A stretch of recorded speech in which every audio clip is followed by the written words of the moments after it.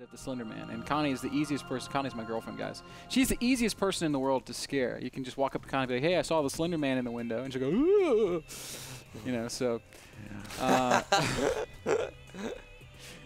I'm driving down the road with Connie the other day, and Dan is in the back seat. Is he doing that? No, just hear me out here. And Connie and Dan are talking about Slender Man.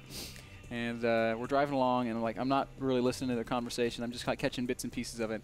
And I get this idea in my head. It's like, I'm going to scare these two. Well, I'm going to scare Connie. And so they're talking, and then I wait for it, and then I kind of scream, kind of like, "Oh my God, the Slender Man!" And Connie screams. She's like, "Ah!" And that scares Dan, and then Dan screams, and he has the girliest scream I've ever heard in my life. He's like, "Ah!" Like piercing, like shrill scream. And then after they both realized what was on, Dan got really mad. He was like, "Man, what the hell was that? Don't do that!" You know, he was like really mad at me. So, and that's the end of the story. So Kind of funny. it's really funny when you scare Dan because he screams like a little girl. Dan, I'm sorry for putting that out there, by the way. 11 Rex band for Morrow, but he's not proxying them, so I guess it's not completely all out, but obviously he's going to be putting on some serious aggression over here on Red. Red should be able to deal with this, certainly once his Overlord man is going to see 2 Rexes immediately. Earlier today we saw him struggle quite a bit against the double Rex opening from Masa. Maybe Morrow taking notes there, as this will be really tough. Red for you saw only one. But did he see SCVs leave? I guess not, because they haven't left yet. Yeah, he saw, I think, he caught a glimpse of 1 or 2 SCVs leaving. But Sponic was already in production, though. There's 1 SCV over here. He already has a few drones here, so he's prepared about something, but he doesn't know. Here we go. Okay. There's the classic overreaction. This is what you have to do against these 2 Rax builds, guys. Oh, triple SCV! No. Oh no! And that is a full wall. You cannot bust through. Well, actually, with all these drones, no. Okay. Well, he could try to kill the depots, but it looks like Red is going to actually do it the other way. He's going to just sit back, make spine crawlers. I didn't mean to say depots. Bunkers, of course, is what I meant to say. This immediately reminds me of that video that Illusion has on YouTube where he jumps. That is a so cool video. Yeah. Like in his style, I was like, okay, it's nice. And then I was like, okay, it's getting better. And I was like, oh my God, Illusion, you're so good at this game. I loved it. Chris showing us his skills. Oh no, and the creep spread already going far enough forward that Morrow, okay, now he will be able to be just in range of the hatchery, but Red's going to have 3 spine crawlers. He skipped queens. We know 3 spines out. He's droning, Kevin. But if you can get in range of those, okay, this is good for Red. This is really, really good because right now these bunkers don't pose a serious threat yet. But the moment 1 bunker is up, Ben, like repair is just such a pain. If the SCVs are able to repair the bunker, but 3 bunkers will out damage, or 3 spine crawlers will out damage these bunkers. There's just no way. All right, Ben, here we go though. Oh, those Marines, Ben, they can't enter. Look. Look. Oh, okay, there we go. Finally, Morrow figures it out. Only 1 spine crawler able to hit that bunker right now, but Red will slowly leapfrog forward. How many SCVs are out of range of these spine crawlers, Ben? He's focusing the hatchery. You see that? Yeah, well, he can't reach the spines, I don't think. And as you can see, these spine crawlers are out damaging the repair of those SCVs, and when the 3rd spine crawler gets in range, that bunker should be doomed to a short. Well, a lot of links, by the way, in production for Red, so he's going to have 18 links, Ben. 18 links. And I think if Morrow ends up losing these Marines, Red is immediately going to try to counter. Morrow's already in really deep trouble. It doesn't look that bad if you look at the income tab, but he's got, a fraction of his workers up front. He's only got 1 base just now starting his command center. All the slow links were coming. Beautiful defense, though, by Red. Perfect defense by Red.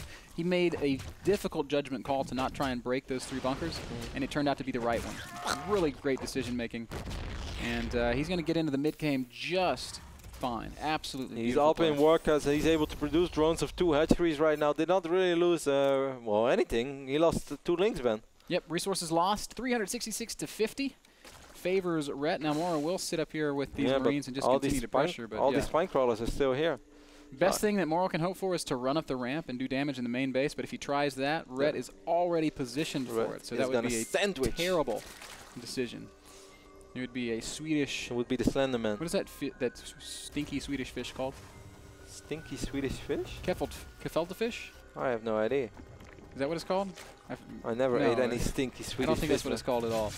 Not a command center going up for Morrow on his main base. Morrow might actually try what you said, man. He's going to pick up an Overlord. No, that's all he's going to do. So a good move there by Morrow. Red's just going to stream right out with those Zerglings. I don't know if this is the right call. These Marines will kite for days, and they should eventually be able to kill a lot of those Lings. Nice micro by Morrow. Very nice micro. Just going to dance right around this little rock here. Going to run into the Queens. But still, these Marines took out all these Lings, so that's a small victory for Morrow. And he's going to need a few more of those as he's down 9 workers already. He's working, oops, sorry guys, he's working on triple orbital though. Red's already on 4 gas. What are you thinking, Yost? Yost, you going to see a Baneling nest? Banelings, he cancelled layer, Ben, he cancelled layer. At least I think he did. He started it, cancelled it, and... It's going to restart it. Double Evo. No. Why did he cancel layer? Because he wants to get his upgrades rolling, I think. It's my best guess. But he I guess still he's got more than enough gas to start layer and get these upgrades, so he does restart layer. A little bit of indecision here from Ret as he was just trying to determine exactly what he's... I think what he was saying to himself is, ooh, I can bust and win.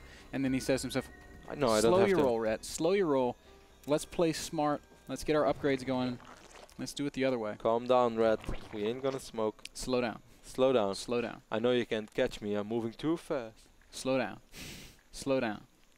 We have a little guessing game. There's this awesome radio station here in Southern California, 99.1 This is the dumbest game. It's the most mediocre radio station. I don't understand how you can listen to the same 8 songs on repeat. It's so awesome, but they only play the same songs all over again. So every time we get in the car, we make a guessing game. And I have like a really good ratio in just predicting what the next song on the radio is going to be. When there's only 8 songs, you can pretty much eliminate the last 3 that played. There's more than 8 songs, man.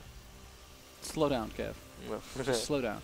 They don't play Slow Down all that much anymore. It's a shame, because it's the best song that they play. No. Lynx controlling this other in Zelnaga Watchtower, as you mentioned, Ben. Red working on double evolution chamber right now, and he's also dropping the infestation pit already and going up to 3 bases. More on the other end, his start. Wow, Red dropping his 4th hatchery already, man.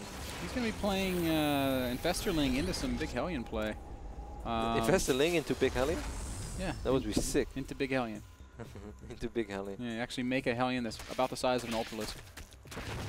I'm losing you. Yeah, well, I was just trying to play. Never mind. Just Ben, I'm starting to get worried. Slow down, Kev.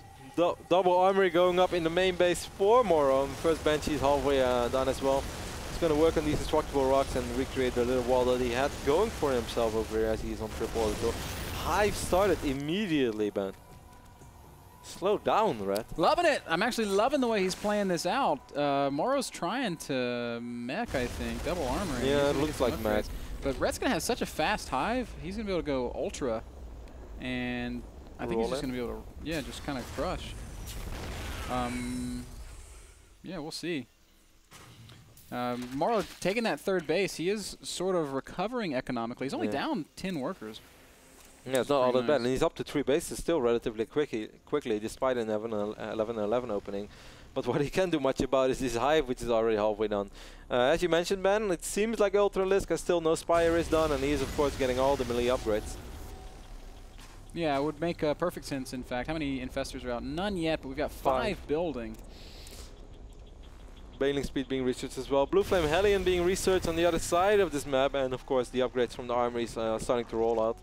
As soon as Red has his infestors, he should be fine and in good enough shape to deal with these Hellions. The Queen's going to come forward and poke at those Hellions, but they got to be really careful with the Banshee overhead. Where's your Lings, Red? They're just kind of darting around, waiting for the perfect time to go and engage that. Oh, he is getting a Spire right now, Ben. I think that's more like for a potential tech switch. Would you agree with that? Yeah, I want to say yes, but the fact that his hive's done and he hasn't started an Ultra Cavern makes me think that maybe he's just going to... Really go Broodlords. Yeah, just go Broodlords a little bit later. Nice micro over here by Morrow, Ben. Eventually a couple of these Hellions will get trapped. Even only 1 Hellion fell, so good job there by Morrow. Picked off quite a few Lings. Of course, losing a few Lings is not the end of the world for Red right now, as Red is so rich. Ah, now I understand. He got hive for adrenal glands, Kev. Okay.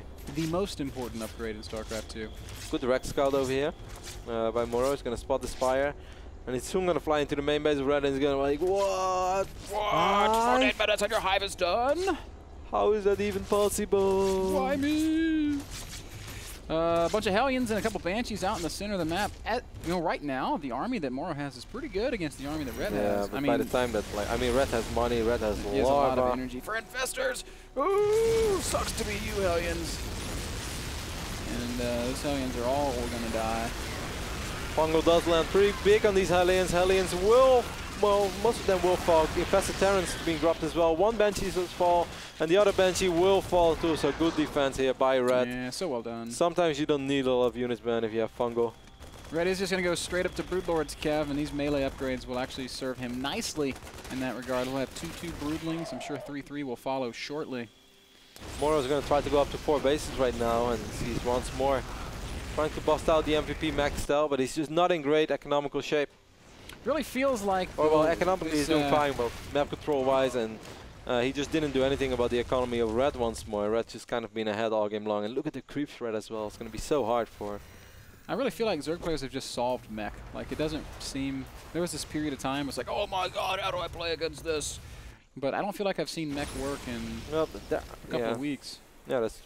yeah, well... I don't know, man. It's still...